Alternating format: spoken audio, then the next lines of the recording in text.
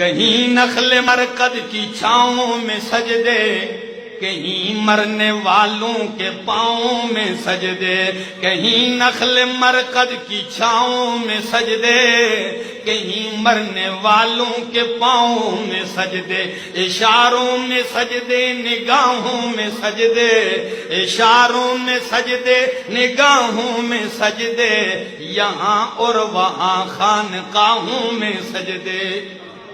ہو رہے ہیں سجدے کے نہیں؟ ہاں یہ شکوہ، ہاں کوئی ہندو سکھ کرے ان کو تو کافر سمجھا جائے، اور اگر آج کا کلمہ گو کہے تو وہ پکا مسلمان اور عاشق رسول بنتا پھرے۔ میں کیسے کہ کہوں کہ یہ انصاف ہے؟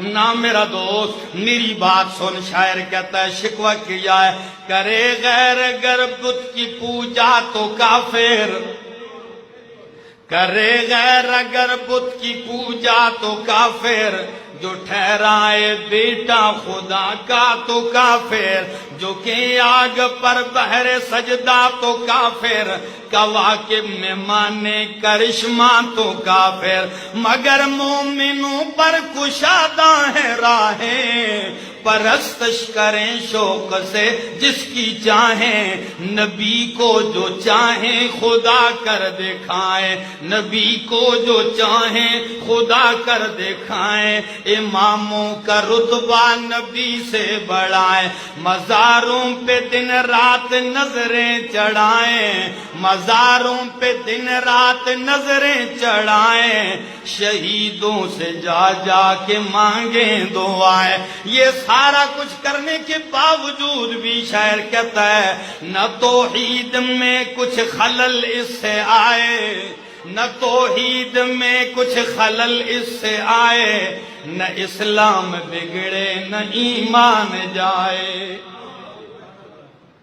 یہی تو شکوہ ہے، یہ جو مرضی یہ کرتے جائیں ان کے لیے سب جائز ہے۔ افسوس ہے آج کے مومن پر، آج کے کلمہ گو پہ مشکل، بہت ہی افسوس ہے۔ آپ کہیں گے جب کلمہ پڑھتا ہے تو مشرک کیسے ہو گیا؟ کہتے ہیں کہ نہیں؟ کہتے ہیں کلمہ پڑھنے والا کبھی مشرک نہیں ہو سکتا۔ خدا را میری بات کو سختی نہ کہنا، میری بات کو تشدد نہ کہنا، مجھے متشدد کہہ کے میری بات کا مذاق نہ اڑانا۔